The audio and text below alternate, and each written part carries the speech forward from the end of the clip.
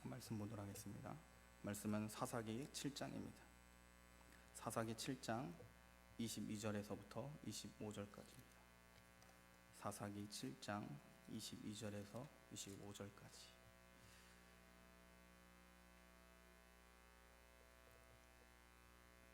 사사기 7장 22절에서 25절 우리 한 목소리로 함께 봉독하겠습니다. 함께 하겠습니다. 시작.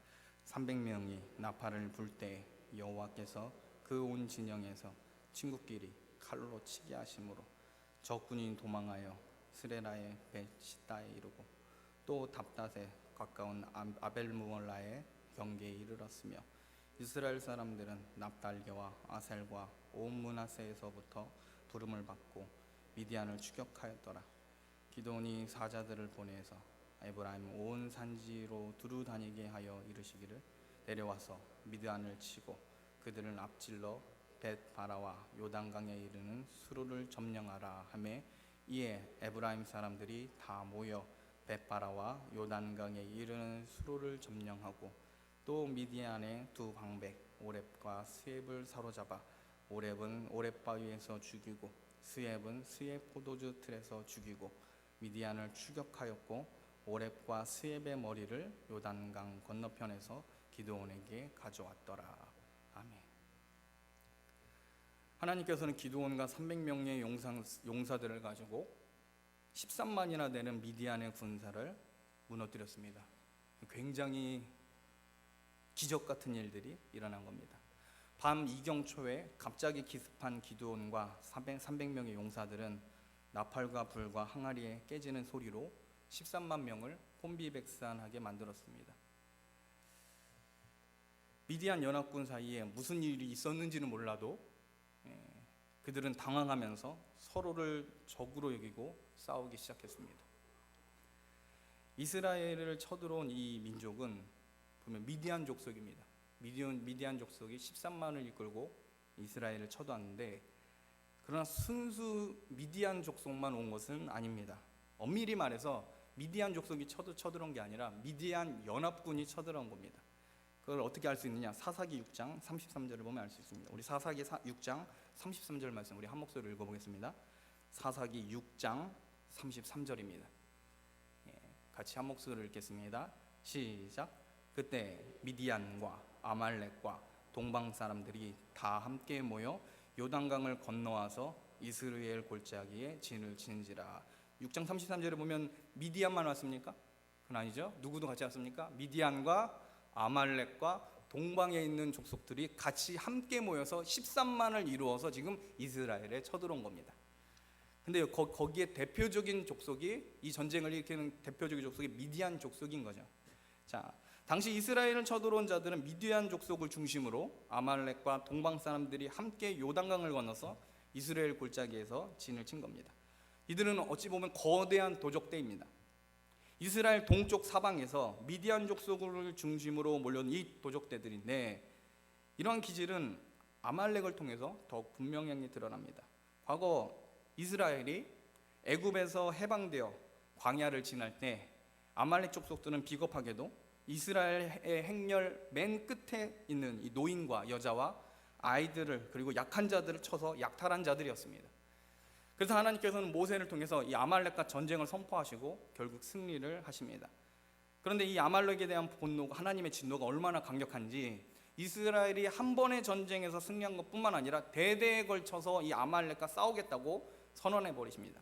그리고 아말렉 족속은 결코 하나님 앞에 살아남을 수 없는 민족이 되어 버립니다. 어찌되었든 미디안 족속과 하나님의 원수된 이 아말렉 족속이 한편이 되어서 지금 하나님의 선민 백성 이스라엘을 수탈하기 위해서 도적의 무리가 되어 나온 겁니다.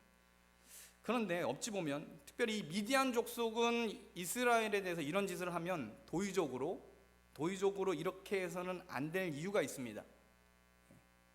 왜냐하면 이스라엘과 미디안 족속은 원래 배다른 형제이나 아브라함을 조상으로 같이 두고 있기 때문에 그렇습니다. 창세기 25장 1절 2절에 이렇게 기록되어 있습니다. 창세기 25장 1절과 2절에는 아브라함이 후처를 맞이하였으니 그의 이름은 구두라라. 그가 시므란과 욕산과 무단과 미디안과 이스박과 수아를 낳고 이렇게 되어 있습니다. 자, 아브라함이 그두라라고 하는 후처를 두었는데 이게 말년입니다. 사라가 죽고 나서 말년에 그두라라고 하는 여인을 통해서 자녀를 낳았는데 그 자녀 중에 한 사람이 누구예요? 그게 미디안입니다. 미디안. 그 미디안하고 이스라엘은 굉장히 가까운 관계죠. 가까운 관계입니다. 미디안은 아브라함의 후처 그두라로부터 나왔음을 확인할 수 있습니다. 또한 이 아말렉도 이스라엘과 그렇게 먼 관계가 아닙니다. 왜냐하면 이 아말렉 족속도 야곱의 형 에서의 후손이기 때문에 그렇습니다. 창세기 36장 15절로 보면 에서의 아들 엘리바스의 첩 딥나는 아말렉을 엘리바스에게 낳았으니 이들은 에서의 아내 아다의 자손이며 이렇게 되어 있습니다. 즉 이 아말렉의 조상은 누구예요? 에서입니다. 에서. 지금 이스라엘로 쳐들어온 이 미디안과 이 아말렉 족속은 혈통적으로 어찌 보면 이스라엘과 같은 조상 가운데 있음을 보게 할 수 있습니다. 그럼에도 불구하고 이들은 언약 백성이 아니기 때문에 이스라엘 민족을 괴롭히고 선민을 망치는 사단의 도구로 쓰임받고 있다는 겁니다. 정말 원수 같은 관계면은 할 말이 없겠는데 이 미디안과 아말렉은 이스라엘과 굉장히 가까운 민족들이었다는 겁니다. 여러분, 교회를 가장 잘 괴롭히고 교회를 가장 어렵게 하는 사람들은 교회를 전혀 알지 못하는 불신자가 아닙니다. 교회를 잘 알고 성경에 대해서 어느 정도 지식이 있는 사람이 교회를 떠나서 하나님과 반대의 길에 서 있으면 더 강하고 집요하게 하나님의 교회를 어렵게 합니다. 하나님의 언약의 자손이 아닌 자들이 어설프게 여호와 신앙을 경험했던 그 후손들이 어떻게 해요? 하나님의 선민 이스라엘, 여호와 신앙을 제대로 간직한 그들을 공격한다는 겁니다. 믿음에 있어서 심상한 믿음, 연약한 믿음을 가진 자들, 그리고 배교한 그들이 사단의 도구로 전락되어 버렸습니다. 아브라함의 후처의 소생이지만 미디안은 분명 아브라함으로부터 여호와 하나님의 신앙을 배웠을 겁니다. 아브라함이 안 가르쳤을까요? 후처라고? 아니요, 가르쳤을 겁니다. 여호와 하나님에 대해서 가르쳤을 겁니다. 그러나 미디안과 미디안 이후의 족속들은 하나님 말씀을 제대로 받습니까? 안 받습니까? 안 받은 겁니다. 여호와 하나님을 제대로 믿지 않고 바른 신앙을 하지 않으면 몇 대가 지나면 신앙은 사라지고 사단의 앞잡이가 될 수도 있다는 겁니다. 아브라함에게 받았던 여호와의 신앙을 그들이 제대로 누리지 못한 결과 그 후손은 하나님의 교회와 하나님의 백성들을 굉장히 괴롭히는 원수 나라로 바뀌게 된다는 겁니다. 아말렉은 이삭의 첫째 아들이라고 해도 하나님을 믿지 않는 에서의 후손이기 때문에 이미 제대로 여호와 하나님 신앙이 안 들어갔을 겁니다. 결국 에서의 후손 아말렉 족속은 하나님 앞에 저주받은 민족이 됩니다. 하나님을 대적하는 이 두 민족이 선민 이스라엘을 치러 하나가 되어서 들어온 겁니다. 하나님의 교회를 수탄하는데 한 마음으로 도적의 무리가 되어서 만났습니다. 그런데 이 관계가 과연 계속 평안하게 유지될 수 있을까요? 자, 성경에 기록되진 않았습니다. 성경에 기록되어지지 않았지만 이 두 민족이 정말 이스라엘과는 굉장히 친척적으로 관계가 가까웠지만 하나가 되어서 지금 이스라엘을 괴롭게 하려고 모였습니다. 한 마음을 가지고. 자, 근데 이 두 사람이 한 마음이 돼서 하나님의 교회와 하나님의 민족을 선민 하나님의 백성을 치려고 왔는데, 괴롭히려고 왔는데 그들끼리는 화합이 되느냐 이 말입니다. 사단의 영을 가진 자들은요, 자기 위에 다른 어떤 것도 믿지 않습니다. 하나님은 이 두 사이의 틈을 타서 가장 온전한 타이밍에 맞추어서 기드온과 300용사를 기습하게 했던 것입니다. 이게 하나님의 작전인 겁니다. 그러므로 미디안 전쟁에 있어서 중요한 것은 뭐예요? 접근전입니다. 접근전. 이 13만이나 되는, 우리가 볼 때는 굉장히 13만의 인구가 굉장히 큰 수로 보이겠지만 하나님 앞에 뭐예요? 한 마음이 되어지지 않는 사단의 마음을 가지고 있는 오합지졸로밖에 하나님 앞에는 안 보였다는 겁니다. 하나님께서는 오히려 이 300명의 최적의 숫자를 가지고 하나님께서는 이 전쟁을 행하십니다. 그러므로 이 접근전에서는 숫자가 적어야 됩니다. 많은 숫자는 이동하다가 들킬 수 있습니다. 하나님께서 왜 기드온에게 숫자가 많으니까 보내라고 하신 이유가 있는데, 이것은 굉장히 타당한 것이었다는 겁니다. 그 당시에 기도는 이해가 되진 않았지만 하나님은 그 300명을 가지고 그들의 마음, 그들이 가장 나눠질 수 있었던 그 타이밍에 그들을 보내기 위해서 하나님은 이 적은 수를 택하신 겁니다. 하나님의 전투에서는 전면전이 아니라 기습작전을 하시려는 겁니다. 이 300명의 소수 정예이들은 큰 담력을 가진 자들이 이겨야 하기 때문에 만약 두려워서 떨면서 지체하는 사람이 있었다면 이 작전을 성공적으로 할 수 없었을 것입니다. 그래서 하나님께서는 두려워하는 사람들을 율법을 근거로 내보내신 것입니다. 그러니까 하나님은 굉장히 이 일을 행하시기 위해서 하나하나 차근차근 계획해 나가는데 기드온은 뭐예요? 하나님의 생각을 알지 못하고 이 13만이라는 숫자에 두려워서 벌벌 떨고 있었던 것입니다. 하나님의 전략으로 볼 때 300명은 적은 숫자가 아니라 최적의 숫자인 것입니다. 그러므로 인간은 알 수 없으나 하나님께서 만약 그렇게 정하셨으면 그것은 선한 것이고 옳은 것임을 여러분 믿으시길 바랍니다. 우리는 그들을 모릅니다. 우리의 적들이 얼마나, 우리가 겉으로 보기에는 우리의 적들이 굉장한 것처럼 보입니다. 그런데 우리는 그 안에서 어떤 일이 일어나고 있는지는 모르지만 하나님은 그것을 알고 계십니다. 그러면 우리는 두려워할 필요가 없습니다. 우리 수가 적다고 해서 우리가 뭔가 나약한 공동체처럼 느낀다고 할지라도 하나님은 이김을 주심을 여러분 믿으시길 바랍니다. 이 세상은 사단의 영에 침투했기 때문에 결코 하나가 될 수 없습니다. 그들은 이 세상은 서로 하나가 되어서 우리가 힘을 과시해보자라고 합니다. 심지어 오늘날 WCC 운동도 굉장한 연합을 강조하면서 교회가 하나 되면 큰 세력이 되어서 전도도 잘할 수 있겠다 거짓말합니다. 그러면서 어떻게 해요? 사단의 영에 붙잡힌 그런 이단들과도 손을 잡아가지고 어떻게 해요? 전도해보자라고 합니다. 그게 WCC입니다. 여러분 그러면 됩니까? 안 됩니까? 안 됩니다. 진리 안에서 적은 무리를 할지라도 진리 안에서 있는 그 무리를 통해서 하나님은 영광을 받으십니다. 사람의 숫자와 사람의 규모와 사람의 그 군중들을 통해서 이 세상에서 기독교의 이름을 떨쳐보자? 아니요, 그거는 인본주의입니다. 하나님은 결코 이 일을 간과하시지 않습니다. 하나님은 그 일들을 미워하십니다. 하나님은 적은 소수 이 300명을 가지고 기습작전해서 이기실 수 있다는 겁니다. 인간이 알 수 없지만 하나님은 미디안과 아말렉 사람들의 이 악한 마음을 알고 계셨습니다. 서로 믿지 못하고 의심하는 이 최적의 상태, 그때에 맞추어서 나가면 이 전쟁을 이길 수 있음을 하나님께서 아실 뿐 아니라 그 모든 것까지도 작정해 놓으셨습니다. 그러므로 하나님의 전략을 믿고 따라야지 자기 경험과 상식을 기초로 내세우면 안 됩니다. 그러면 성령의 역사를 회방하는 것과 같습니다. 전쟁은 하나님께 속한 것이니 전쟁에 능하신 하나님께 맡길 때 전쟁에서 우리는 승리할 수 있는 것입니다. 미디안 전쟁이 소수정예 용사들의 기습전으로 하나님께서 승리를 주신 전쟁이라면 성경은 이보다 더 적은 숫자로 이긴 사건을 보여줍니다. 하나님은 전쟁에 능하신 분임을 여러분 믿으십니까? 왜 그러냐면 하나님은 그 군사의 숫자를 가지고 이 일을 행하시지 않습니다. 하나님은 사람의 마음과 그 타이밍과 모든 것들을 다 작정하셔서 이미 전쟁을 이기게 하시고 싸우게 하시기 때문에 그 전쟁을 이길 수밖에 없습니다. 지금 기습전으로 300명을 가지고 13명을 이겼죠. 그런데 하나님께서는 이것보다 더 큰 일들을 행하십니다. 한번 찾아보겠습니다. 자, 사무엘상 14장 20절에서 22절입니다. 여러분 기드온 300용사가 놀랄 일이 아닙니다.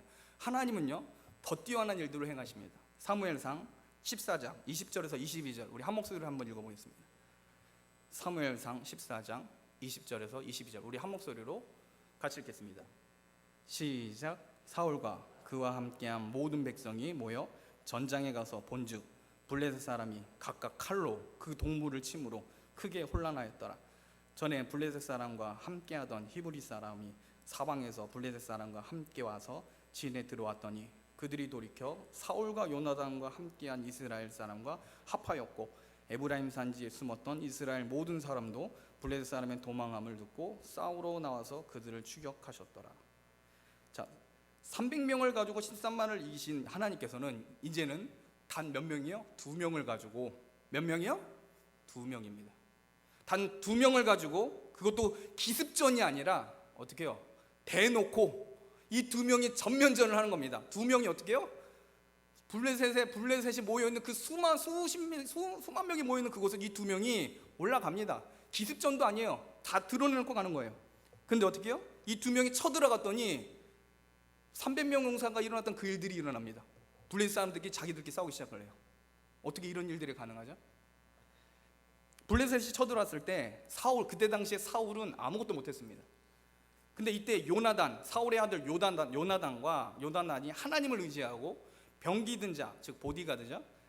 요나단과 병기든 자가 이 단둘이 올라가서 블레셋 진영으로 올라갑니다. 그냥 올라갑니다. 전면전이에요. 이 두 명이서. 블레셋 사람들은 이 두 사람이 쳐들어오니까 어이가 없지 않습니까? 어떻게 이게 가능한 일입니까? 그런데 이 블레셋 사람들 그걸 보면서 이건 하나의 작전이라고 생각한 겁니다. 무슨 작전이냐면 지금 블레셋 사람들이 지금 누구랑 같이 싸우고 있었냐면 히브리 사람들하고 같이 싸우고 있습니다. 이 히브리 사람은 어떤 사람이에요? 옛날에 이스라엘 사람이었다가 이스라엘의 이 국적을 버리고 자유민이 되어서 블레셋 편에 가담한 사람입니다. 그 사람들이 지금 누구랑 짰다고 본 거예요? 요나단과 병기든 자 이 두 사람하고 짠 거라고 생각한 겁니다. 둘이 막 올라오니까 얘네들이 어떻게 보여요? 자기랑 같이 있던 그 사람들이 어떻게 보입니까? 적으로 보이기 시작한 겁니다. 그래서 어떻게 해요? 블레셋 진영에서 이 둘이 싸우게 되는 겁니다. 여러분, 이거 누가 행하십니까? 하나님께서 행하십니다. 그냥 용기 있게 하나님 앞에 맡겼는데 하나님께서는 사람들의 생각과 마음과 이 모든 것을 혼란케 하셔가지고 자기들끼리 싸워서 하나님께서 이기게 하신다는 겁니다. 요나단과 병기든 자가 담대하게 올라오니까 블레셋 사람들이 함께한 이 히브리 사람들을 의심하고 블레셋 진영에서 큰 싸움이 난 겁니다. 하나님의 절묘한 타이밍이 한순간에 블레셋 진영을 마비시키게 됩니다. 히브리 사람은 요나단과 이 병기든 사람과 그 어떤 모의를 하지 않았는데 하나님께서 블레셋 사람들의 마음속에 의심이 들도록 작정하셨습니다. 영문도 모른 채 블레셋 진영에서 자기들끼리 싸우게 된 겁니다. 여러분, 하나님은 전쟁에 능하신 분임을 믿으시길 바랍니다. 우리가 작정하고 하나님께 감사하며 하나님께 맡기면서 나아가면 굉장히 많게 보여요. 하나님과 반대되는 세력이 굉장히 많게 보입니다. 그런데요, 그들은 결코 하나가 되지 않습니다. 사단의 영에 사로잡힌 사람들은 결코 다른 어떤 것을 믿지 않습니다. 자기만 믿습니다. 또 하나 어떤 특징이 있습니까? 온전히 자기 이름만 높이기를 원합니다. 자, 서로가 서로에게 자기가 높아지게 하면 어떤 일이 일어납니까? 충돌이 일어날 수밖에 없습니다. 그게 세상의 역사 아닙니까? 세상의 역사가 일어나는데 권력을 나눔에 있어서 아버지와 자녀가 있습니까? 없습니까? 없습니다. 자기가 왕이 되어야 되고 자기가 높아져야 되는 게 이 세상입니다. 그래서 결코 이 세상은 하나가 될 수 없습니다. 그런데 오늘날 이 WCC 같이 하나님의 교회가 세상을 답습해서 그러한 방식으로 나가면 질 수밖에 없습니다. 그럼 어떻게 하면 이깁니까? 300명사가 되는 겁니다. 아니면 300이 너무 많으면 2명만 되십시오. 요나단과 함께했던 이 보디가드 병기든 자처럼 이 두 사람만 있어도 하나님은 이기십니다. 하나님은 숫자에 연연하지 않습니다. 여러분이 그 두 사람이 되셔야 됩니다. 여러분이 300명 안에 계셔야 됩니다. 숫자를 보지 마십시오. 여러분들이 하나님을 신뢰하고 하나님을 존귀 여기고 하나님을 높이고자 하는 간절함과 사모함이 있으면 하나님은 이기실 겁니다. 이미 이기신 겁니다. 그 이기심과 그 승리에 여러분을 포함시켜 주실 겁니다. 이게 영광입니다. 하나님은 전쟁에 능하신 분이심을 믿으셔야 됩니다. 시편 24편 8절에 보면 하나님은 전쟁에 능하신 분이 이렇게 노래를 합니다. 기드온과 요나단의 공통점이 있다면 모든 것을 다 하나님께 맡겼다는 겁니다. 근데 하나님께서는 모든 상황과 환경, 심지어 사람의 마음까지도 영향력을 끼치셔서 결국 전쟁에서 이기게 하십니다. 우리가 섬기는 하나님께서 주관하시는 전쟁은 이미 이긴 것이고 나 다름이 없습니다. 성경이 이미 그것을 보증합니다. 여러분, 교회가 이길까요, 질까요? 성경에서 이긴다고 했으면 이기는 겁니다. 우리가 지는 것처럼 보입니다. 오히려 교인들이 많이 나가는 것 같고 숫자가 오늘 한국 교회가 굉장히 내리막길로 향하는 게 사실입니다. 전 세계 전반적으로 WCC 같은 그런 운동이 활발하게 일어나는 게 사실이고, 하나님의 말씀이 제대로 성경대로 선포하려고 하면 이제는 구속되고 벌금을 받아야 되는 그런 시대가 가까이 오고 있고 이미 그 일들이 실행되고 있습니다. 그런데 하나님의 교회는 그럼에도 불구하고 역전하고 이길 겁니다. 여기에 믿음이 있으십니까? 이게 믿음인 겁니다. 안 될 것 같은데, 상황은 점점 불리한 것 같은데, 하나님의 역전을 믿는 사람은 끝까지 죽을 각오를 가고 하나님 편에 서 있다가 어떻게 해요? 이기는 걸 꼭 끝내는 보게 만드신다는 겁니다. 그 내용이 어디에 있습니까? 요한계시록 아닙니까? 요한계시록은 종말론 쪽으로 많이 보지만, 그러나 많은 오늘날 현대적인 신학자들이 뭐라고 얘기하냐면 요한계시록은 종말론으로 포장된 교회론이다라고 얘기합니다. 요한계시록을 보면서 여러분 교회를 보십시오. 교회가 이깁니다. 지는 것 같은데 용이 막 붉은 용이 나타나서 혹은 사탄의 세력이 막 일어나서 막 처절하게 지는 것 같은데 굉장히 사단이 능력을 발휘해서 화려하게 뭔가 영향을 끼치는 것 같은데 결국 누가 이깁니까? 철장의 권세를 가진 누가 이기십니까? 예수님께서 하나님의 교회를 통해서 승리를 주십니다. 여러분 이 승리에 여러분들이 동참한 존재들임을 믿으시길 바랍니다. 지금 그 연장선상에 여러분들이 계십니다. 이 자리를 버리지 마십시오. 이 자리를 버리고 여러분이 박차고 나가는 순간 미디안이 되고 어떻게 해요? 아말렉이 되는 겁니다. 어설프게 예수님을 믿지 마십시오. 어설프게 진리의 한편에 걸쳐 있으면요 미디안과 아말렉 되는 겁니다. 하나님의 여호와의 신앙이 어설프게 맛본 사람들이 결국은 교회를 버리고 교회에 어려움을 끼치는 자들이 된다는 겁니다.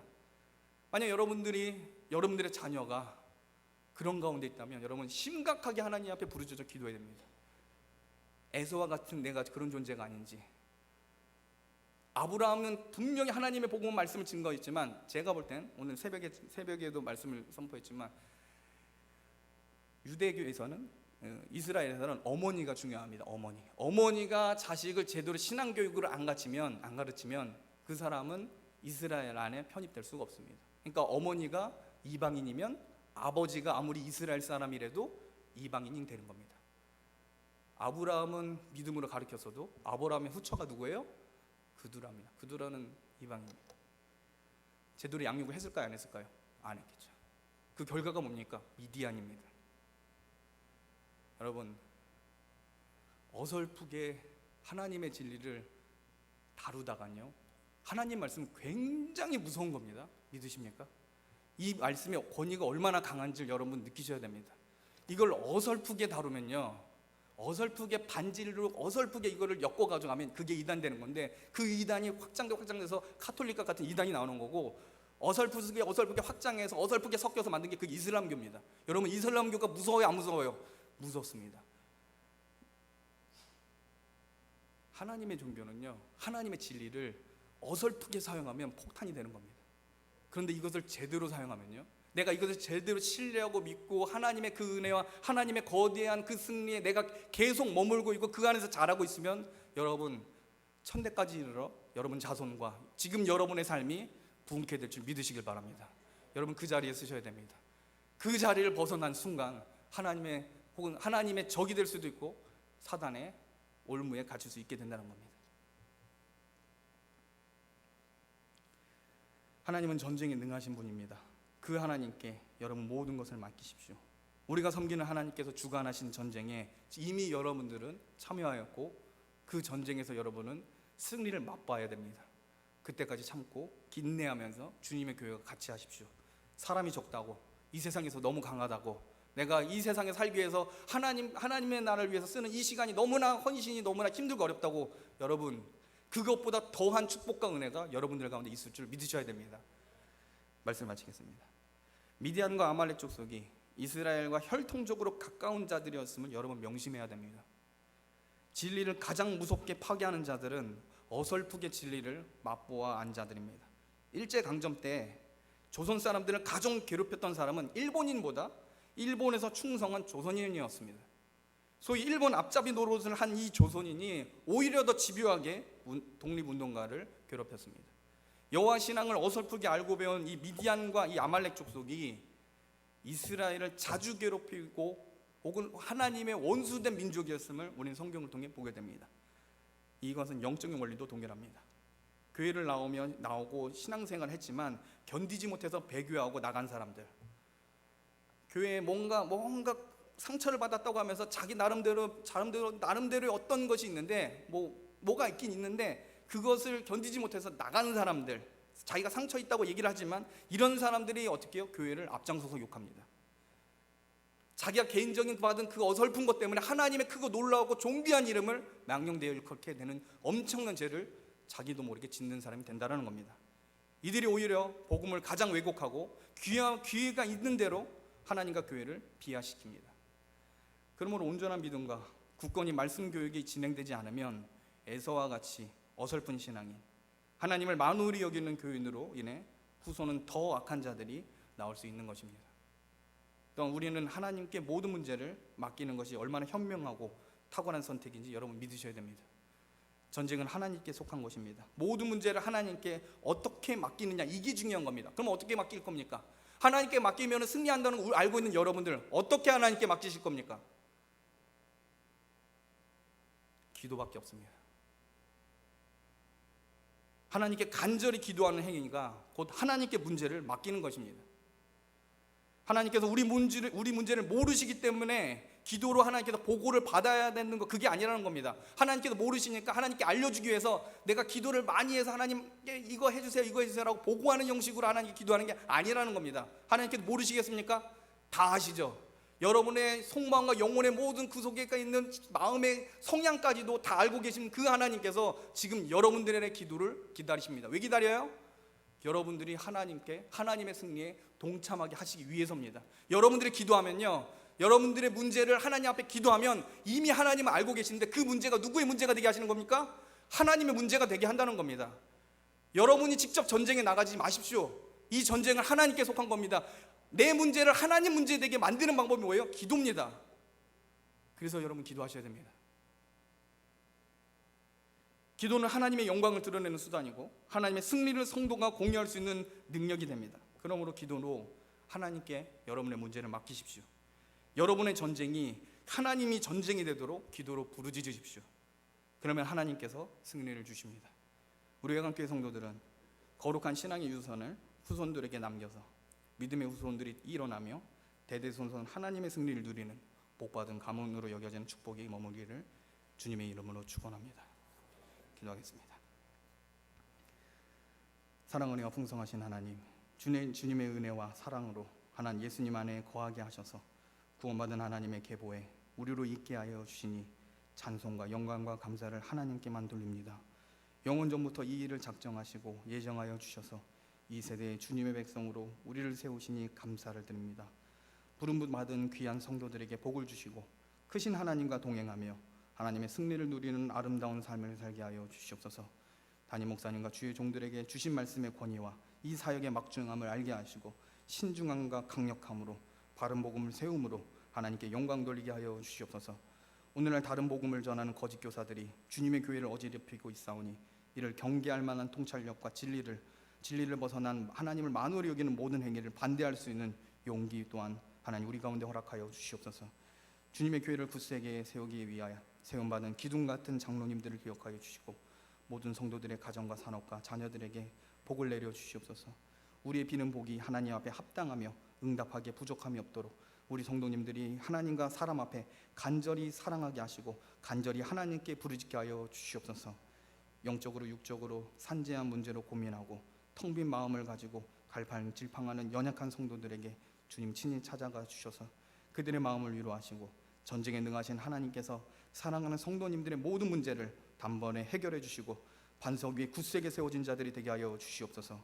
육신의 질병으로 고난당한 연로한 우리 성도님들 특히 기억하여 주시되 하나님의 치유하심과 회복케 하셔서 하나님 앞에서는 그날 때까지 예배의 자리로 나아갈 수 있도록 모세와 같은 강건한 상태에서 주님의 얼굴을 배우는 축복을 우리 모든 성도에게 또한 허락하여 주시옵소서. 모든 치유와 복되신 일들이 오직 주님께만 있음을 고백하오며 감사를 드리며 예수님의 이름으로 기도하옵나이다. 아멘.